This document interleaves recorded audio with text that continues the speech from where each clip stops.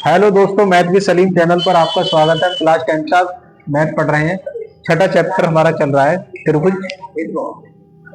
त्रिभुज ये पहला सवाल है, जरा लिखा है, इसे करते हैं। देखो यहाँ पे क्या दिया है, ध्यान सुनो। डी कह रहा है, डी समांतर है बीसी के, समझ गए, और एडी हमारा है 3 सेंटीमीटर, और डी दे रखा है हमें 4 सेंटीमीटर, डी 1.5 सेंटीमीटर, और पूछ रहा है बीसी। बीसी हमें ज्ञात करना है, ठीक है। मान लगा दो जरा, ये हो गया 3 सेंटीमीटर, डी 4 सेंटीमीटर, बीसी निकलवा रहे हैं, और डी दे रखा है 4 सेंटीमीटर। ऐसा करते हैं हम, जो त्रिभुज दे रखे हैं ये 1.4, अच्छा ये 1.5, अब सही है। अच्छा ये कह रहे हैं कि बीडी 1.5 है, ठीक है। अब ध्यान से सुनो, इसमें 2 त्रिभुज अलग बना लो। देखो एक त्रिभुज तो ये हो गया छोटा वाला, हो गया, और एक त्रिभुज पूरा बड़ा वाला, ये 2 बन गए। अब ये वाला कोण दोनों में उभयनिष्ठ है, यानी जो ये कोण है ए, वो इसका भी ए बराबर है, बराबर है। ये भुजा इसके समांतर है इसमें, तो जितना ये, अगर ये भुजा, सुने यहां पे डी समांतर किसके है, बीसी के। अगर ये समांतर है तो ये एकांतर कोण हुए, जितना ये कोण होगा उतना ही ये कोण होगा, समझ गए। कोण ए बराबर कोण ए है दोनों त्रिभुजों में। त्रिभुज लिख लो, पहले दोनों त्रिभुज लिख लो, और ये त्रिभुज है डी ई, समझ गए। देखो ये छोटा वाला मैंने अलग बना दिया और ये बड़ा वाला अलग बना दिया, तो यहाँ पे त्रिभुज ए डी ई तथा त्रिभुज ए बी सी में हमें दिया क्या है, हमें दिया है कि डी समांतर है बीसी के। अगर ये लाइन इस लाइन के समांतर है तो इसका मतलब है कि जितना कोण बी होगा उतना ही कोण डी होगा। कोण बी बराबर क्या होगा, कोण डी, और जितना कोण सी होगा उतना ही कोण ई होगा। कोण सी बराबर क्या होगा, कोण ई, और कोण ए दोनों में उभयनिष्ठ है, कोण ए दोनों में उभयनिष्ठ है, बराबर है। जब ये कंडीशन पता लग गई तो इसका मतलब है कि ये दोनों त्रिभुज कैसे है, समरूप है, यानी त्रिभुज ए डी ई समरूप है त्रिभुज ए बी सी के, ठीक है, समझ गए। यहां थेल्स की पिरमिड नहीं लग रही है क्योंकि ये बीच में भुजा आ गई। थेल्स की पिरमिड केवल इस पे लागू है, ये और ये बटा ये। तो जब ये समरूप है तो इसका मतलब क्या है, एडी भुजा का अनुपात बराबर होगा किसके, एडी बटे ए बी। ऐसे करो, एडी के बटे में लिख लो ए बी बराबर होगा ए ई, डी ले लो पहले, डी बटे, डी के बटे में कौन आएगा, डी सी, और तीसरी भुजा ए ई के बटे में ए सी, समझ गए। ये वाली भुजा हमें लेना नहीं है क्योंकि ये तो दिया नहीं है, बस इतने से काम चलेगा। तो एडी बताओ, यहां पे लेंगे आप एडी बटे ए बी बराबर डी बटे डी सी। अब बताओ चित्र में एडी कितना है, एडी 3 है, और ए बी का मतलब पूरी भुजा, तो 3 ये और 1.5 ये, 3 + 1.5,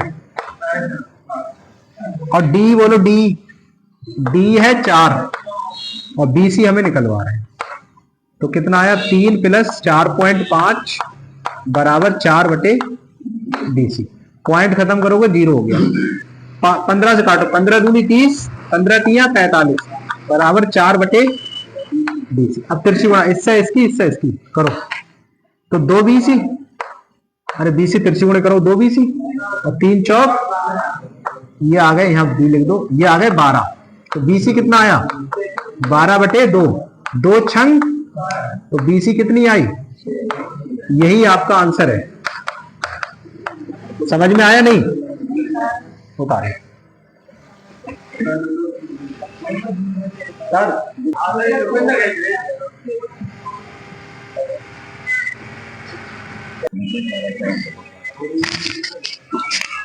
चित्र में एडी जो है कोण ए सी बी की समद्विभाजक है, यानी एडी जो है कोण बी, देखो बी ए सी का मतलब ये कोण एक ही बात हो रही है, जो बीच में है उसी कोण की बात होती है। जैसे लिखूं बी ए सी, इसका मतलब एक ही बात हो रही है ना। तो कोण बी ए सी ये दिया है आपको, बी ए सी का एडी, बी ए सी का एडी क्या है? समद्विभाजक। भाजक का मतलब इस कोण को आधा आधा इसने बांट दिया है, तो ये मध्यिका होगी। ठीक है, ये क्या मध्यिका। आगे सुनो, तथा ए बी 6 सेंटीमीटर है। ए बी कितनी दे रखी? 6 सेंटीमीटर। ए सी 5 सेंटीमीटर है। ए सी दे रखी है आपको 5 सेंटीमीटर। बी डी जो है वो 3 सेंटीमीटर है। डी सी आपको निकालना। तो किसी त्रिभुज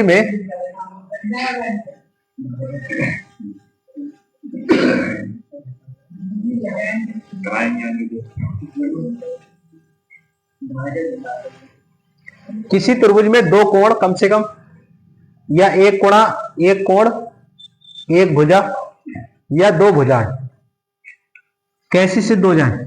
बराबर सिद्ध हो जाए।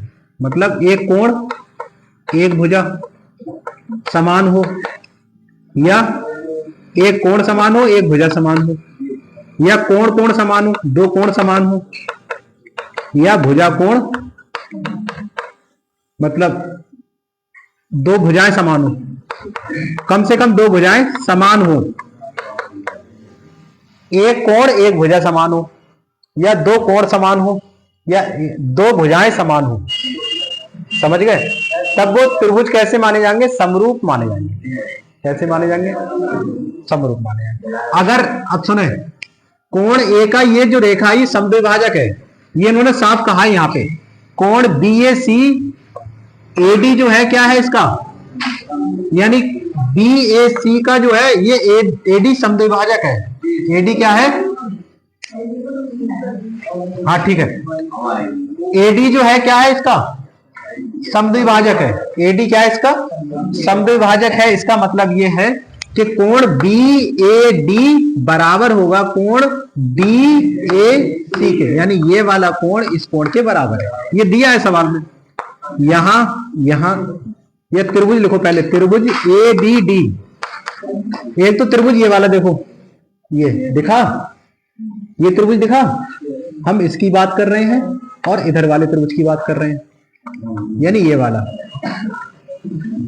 आधा त्रिभुज इधर का और ये उधर का, इनकी बात कर रहे हैं। त्रिभुज ए बी डी तथा त्रिभुज ए डी सी में, इन दोनों त्रिभुजों में देखो, ये कोण ए का ये जो भुजाई समद्विभाजक है, ये सवाल ने यहां कहा है। तो इसका मतलब क्या है? जितना ये कोण है उतना ही ये कोण है, यानी कि कोण बी ए डी, कौन बीच में आया? ए, यानी कि ये वाला कोण। कोण सी ए डी, कौन बीच में आया? ए, यानी ये वाला सी ए डी, यानी ये कोण कैसे हैं? बराबर है। इस त्रिभुज में भी, इस त्रिभुज में भी ये जो भुजा है ये वाली, ये दोनों के लिए है, इसके लिए भी है और इसके लिए भी है। भुजा ए डी दोनों में कैसी है? उभयनिष्ठ है, मतलब दोनों में ही है, ये उभयनिष्ठ है। तो यहां पे हमने एक कोण और एक भुजा बराबर सिद्ध कर दी। हमने एक कोण ये वाला दोनों के लिए समान है और एक भुजा बराबर सिद्ध कर दी। तो इसका मतलब ये वाला त्रिभुज इस त्रिभुज के कैसा है? समरूप है। कैसा है? समरूप। और समरूप की पहचान क्या होती है? इस भुजा का अनुपात बराबर होगा किसके, या फिर ऐसा करते हैं, ये वाली भुजा और इस भुजा दोनों का अनुपात बराबर कर देंगे इस भुजा और इस भुजा पे, समझ गए?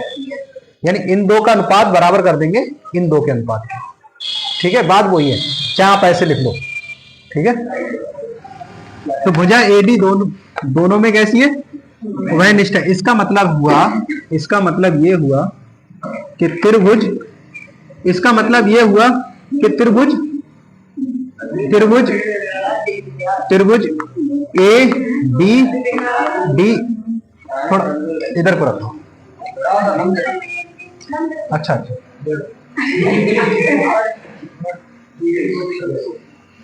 सुने, बिल्कुल शांत होकर बैठे, नहीं एक एक घूसा पड़ेगा सबके। त्रिभुज एबीडी और कौन सा त्रिभुज एडीसी, कैसे हैं दोनों? समरूप। ये समरूप है। अगर समरूप है तो इसका मतलब है कि ए बी बटे बीडी बराबर होगा ए सी बटे सी डी, कह दो चाहे डीसी कह दो, सी डी। ए बी कितना है बताओ देखते हैं, और बी डी ए सी 5 और सी डी हमसे निकलवा रहा है। तो बस 3 से कट रहा है तो काट लो। यहाँ पे देखो 3 एकम 3, 3 दूनी 6, तो यहाँ पे आएगा 2, 5 बटे सी डी, तो तिरछी गुणा करो, 2 सी डी बराबर आ जाएगा 5, तो सी डी आ जाएगा 5 बटा 2, यानी C D is equal to 5 का आधा 2.5 सेंटीमीटर। यही आपका आंसर है, समझ गए? हाँ, एक बात और समझे, चाहे डीसी लिखा है चाहे सीडी लिखा है उससे कोई फर्क नहीं है। अरे डीसी कह रहा है तब भी यही भुजा है, और सीडी कह रहा हूं तब भी तो यही भुजा है, तो सीडी लिखो या डीसी, बात एक ही है। उतारे हो गए। देखिए त्रिभुज में पी क्यू आर की भुजाओं पी क्यू और पी आर क्रमशः ई और एफ पर स्थित हैं। ठीक, निम्न में प्रत्येक स्थिति के लिए बताइए, हमें यह सिद्ध करना है कि ई एफ समांतर है क्यू आर, और ये इसकी कंडीशन दे रखी है। चलिए पहले त्रिभुज बनाते हैं। त्रिभुज क्या है? P Q R. तो पहले आप त्रिभुज बना लो पी क्यू आर। ये त्रिभुज हो गया पी क्यू और आर, हो गया। अब यहां पे सुने, पी क्यू आर की भुजाओं पी क्यू और पी आर क्रमशः, ये पी क्यू और ये Q R, P R P Q, देखो ये पी क्यू और पी आर क्रमशः ई और एफ पर स्थित है। यानी पी क्यू स्थित है ई पर, यहां ई लिख लो, और पी आर स्थित है एफ पर, ये एफ लिख लो। समझ गए? स्थित है। निम्न में प्रत्येक स्थिति के लिए ई एफ का मतलब ये भुजा खींच लो। अब ई एफ हो गई, ई एफ का मतलब भुजा खींच दो। समांतर है किसके? क्यू आर के। ये भुजा इसके समांतर कब होगी? जब आप थेल्स प्रमेय सिद्ध कर दोगे। थेल्स प्रमेय सिद्ध कर दोगे। थेल्स प्रमेय क्या कहती है? थेल्स प्रमेय कहती है कि P बटे में क्या लिखोगे? ई क्यू बराबर होगा पी एफ बटे एफ आर। अगर ये प्रमेय सिद्ध होके आ जा रही है तो हम ये कह देंगे कि ये भुजा इसके समांतर है, क्योंकि थेल्स प्रमेय बनी तब है जब ये दो भुजाएं समांतर है। कल पढ़ाई थी हमने, तो ठीक है। तो ये हमें थेल्स प्रमेय सिद्ध करके दिखाना है हर एक पॉइंट के लिए। जैसे पहली पॉइंट देखो, हल नंबर 1 का कर रहे हैं, हल 1 का कर रहे हैं। इस 1 का हल करो, दिया हुआ लिखा हुआ है, लिखाइए। अब आप थेल्स प्रमेय लगाओ। थेल्स, या ऐसा करते हैं, थेल्स प्रमेय क्या कहती है? इन दो भुजाओं का अनुपात इन दो भुजाओं के बराबर होता है, ये तो मतलब है। तो ऐसा करना है, पहले ये दो भुजाओं का अनुपात निकाल लो। हमें निकाल लो पहले P बटे ई क्यू निकालो। P बटे ई क्यू। P देखो यहां से ये लिखा है 3.9 सेंटीमीटर। ई क्यू बोलो, ई क्यू 3 सेंटीमीटर, सेंटीमीटर से सेंटीमीटर कट गया और पॉइंट से खत्म होगा तो 30 हो जाएगा। 39/30, पी बटे ई क्यू आया 39/30। अब कौन सा निकालोगे?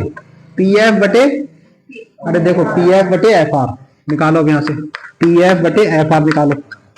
पी एफ बोलो कहाँ? यहाँ 3.6 centimetre, F R 2.4 centimetre. Centimetre centimetre cancel और पॉइंट से ये पॉइंट भी घट गया तो 36 बटे आया 24। काट लो, 4 नीम 36, 4 छंग और कट जाएगा। 12 से काट दो, 12 3 36, 12 दूनी 24। क्या ये दोनों बराबर है? ये है 39/30 और ये है 3/2। बराबर है क्या ये दोनों?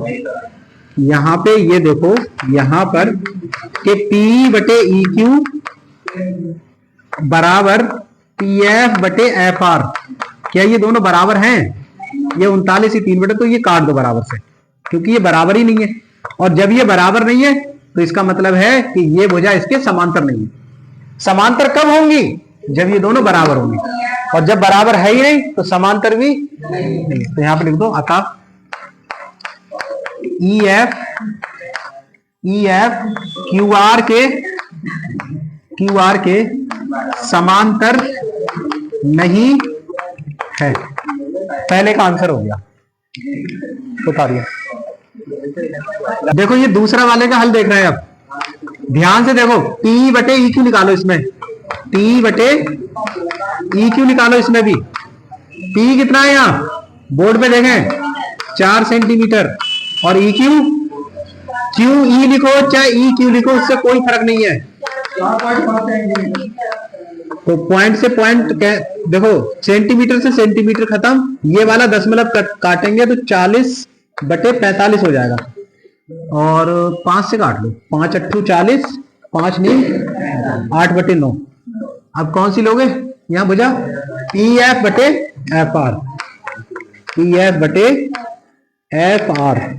पी एफ कितना देखो उधर से 8 सेंटीमीटर और ये F R 9 centimetre. Centimetre centimetre cut गया, 8/9 आ गया। ठीक है, यहां पे एक बात बताइए मुझे, P बटे ई क्यू और पी एफ बटे एफ आर। P बटे ई क्यू ये भी 8/9 है और ये बटे ये भी 8/9 है। तो यहां पर टीई बटे ई क्यू बराबर है पी एफ बटे एफ आर के। देखो ये इसके बराबर है तो आया नहीं। देखो ये भी 8/9, ये भी 8/9। अगर ये बराबर सिद्ध हो गया, इसका मतलब थेल्स प्रमेय सिद्ध हो गई। ठीक है, तो थेल्स प्रमेय सिद्ध हो गई, इसका मतलब है थेल्स प्रमेय, यहां लिखो थेल्स प्रमेय सिद्ध हो गई। सिद्ध हो गई। अगर थेल्स प्रमेय सिद्ध हो गई तो यहां पे क्या आएगा? कब ई क्यू आर के कैसा है? समांतर है, यानी ई एफ पैरेलल है क्यू आर के। उतारिए।